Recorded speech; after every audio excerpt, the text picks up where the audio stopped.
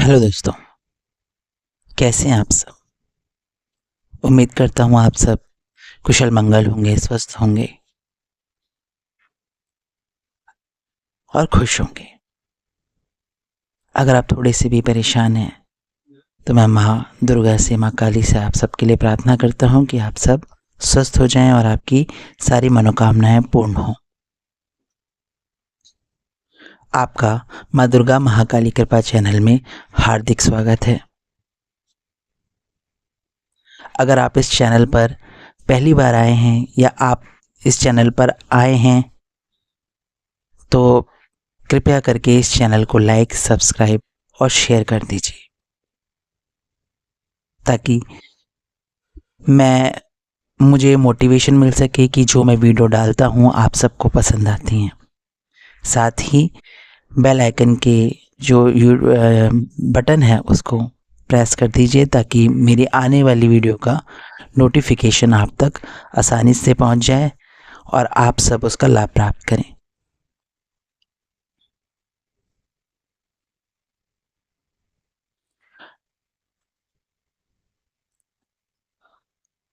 आज का जो विषय है वो है कि दुर्गा सप्तशती के पाठ, नियमित पाठ से हमें क्या फायदे होते हैं। और हमारे फायदे ही होते हैं, हमारे जो शारीरिक और मानसिक जो भी हमारे शरीर में जो भी बदलाव आते हैं वो बहुत ही सकारात्मक होते हैं और हमें शांति प्राप्त होती है। आध्यात्मिक क्षेत्र में हमें ज़रूर जाना चाहिए क्योंकि आध्यात्मिक क्षेत्र एक ऐसा क्षेत्र है जो कि हमें बुरी बुरी बीमारियों से बचाता है, हमें आगे बढ़ने के लिए, हमें जीवन में आगे जाने के लिए हमारे मार्ग को प्रशस्त करता है।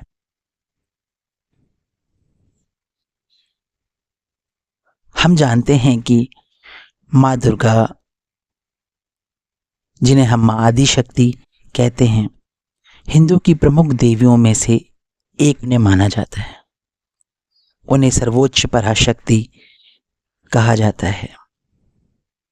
माँ के अनेक नाम हैं जैसे भगवती, आदि शक्ति, माता रानी, जगत जननी, जगदम्बा, परमेश्वरी, परम सनातनी आदि नामों से भी माँ को जाना जाता है। मार्कंडेय पुराण में ब्रह्मा जी ने कहा है कि जो मनुष्य दुर्गा सप्तशती का पाठ करता है वह सभी सुखों को प्राप्त करके अंत में माँ में ही लीन हो जाता है। इसलिए विशेषकर नवरात्रों में हमें दुर्गा सप्तशती का पाठ अवश्य करना चाहिए क्योंकि शक्ति बिना सब निरर्थक है।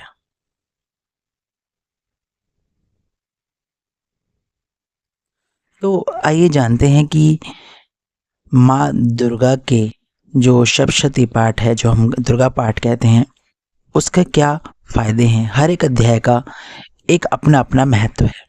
ऐसी मान्यता है कि हर अध्याय के पाठ का अलग अलग फल मिलता है।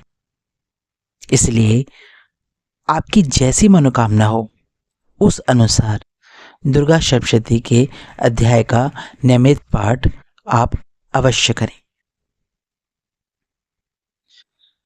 जो सबसे पहला अध्याय है, प्रथम अध्याय, ये मां महाकाली के चरित्र को दर्शाता है। इस अध्याय के नियमित पाठ करने से चिंताओं से मुक्ति मिलती है।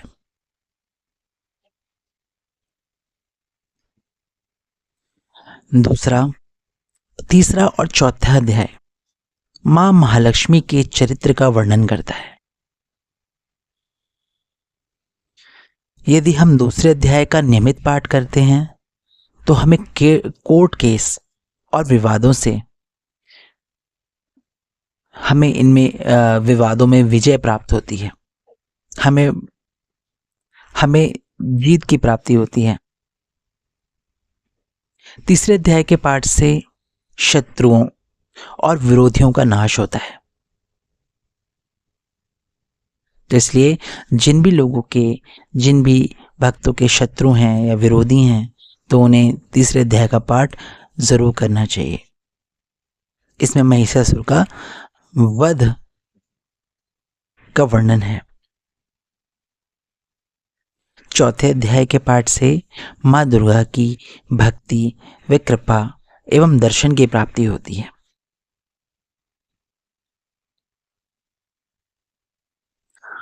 पांचवा, छठा, सातवां, आठवां, नौवां, 10वां, 11वां, 12वां और 13वां अध्याय माँ महासरस्वती को समर्पित है, जो ज्ञान का प्रतीक हैं।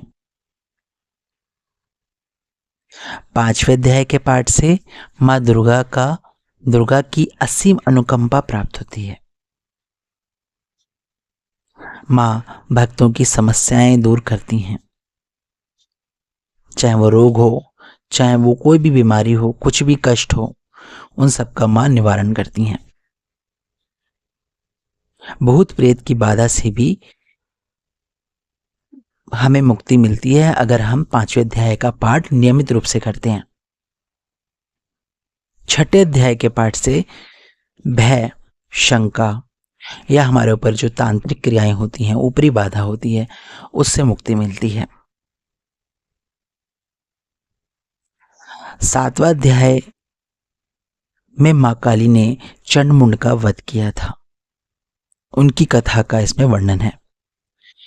इस अध्याय के पाठ से आपकी जो भी विशेष मनोकामना होती हैं वो पूर्ण होती हैं। 8वें अध्याय के पाठ से वशीकरण और मनचाहे साथी की प्राप्ति होती है। इस अध्याय में रक्तबीज के वध की कथा वर्णित है। 9वां अध्याय, इस अध्याय के पाठ से संतान सुख और खोए हुए व्यक्ति को वापस लाने में मदद मिलती है। इसमें निशुंभ के वध की कथा का वर्णन है। 10वें अध्याय के पाठ से रोग शोक का नाश होता है। मनोकामना पूर्ति के लिए भी इसका पाठ किया जाता है। इस अध्याय में शुंभ के वध की कथा का वर्णन है।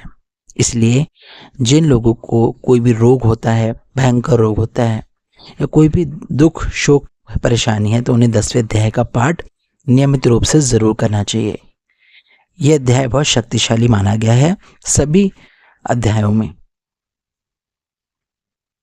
11वां अध्याय, इस अध्याय के नियमित पाठ से व्यापार में लाभ, नौकरी में उन्नति एवं सुख शांति की प्राप्ति होती है।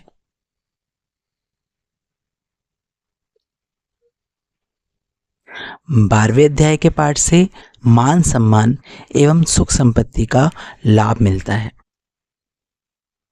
तो इसलिए 12वें अध्याय का पाठ भी बहुत शक्तिशाली माना गया है, क्योंकि इसमें मां ने देवताओं को अभयदान प्रदान किया था और उन्हें मनवांछित वर दिया था। 13वां अध्याय, जो कि इस दुर्गा सप्तशती का अंतिम अध्याय है, इसके पाठ से खोया हुआ राज्य या संपत्ति या किसी ने आपकी संपत्ति हड़प ली है तो वो भी आपको प्राप्त होती है और मोक्ष के लिए ज्ञान की भी प्राप्ति होती है। इसलिए 13वें अध्याय के पाठ से हमें आध्यात्मिक शक्ति का अनुभव होता है। आध्यात्मिक भाव हमारे अंदर उत्पन्न होते हैं, जिससे हमारे जीवन की प्रगति होती है, हमें जीवन में आगे बढ़ने की शक्ति मिलती है। इस अध्याय के पाठ से भक्त यशस्वी एवं उच्च पद को प्राप्त करने में समर्थ हो जाता है।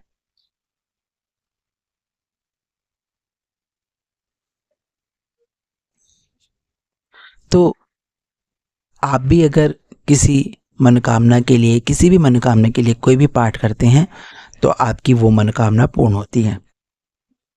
आशा करता हूं आपको ये वीडियो मेरी अच्छी लगी होगी। तो कमेंट में जय माँ काली, जय माँ दुर्गा, हर हर महादेव ज़रूर लिखिएगा। राधे राधे भी लिखिएगा। ताकि मेरे को मोटिवेशन मिले, ताकि मैं और भी वीडियो आप तक ला सकूं। तो आपसे फिर मिलते हैं। जय माँ काली, हर हर महादेव, जय माता दी, जय माँ दुर्गा, राधे राधे।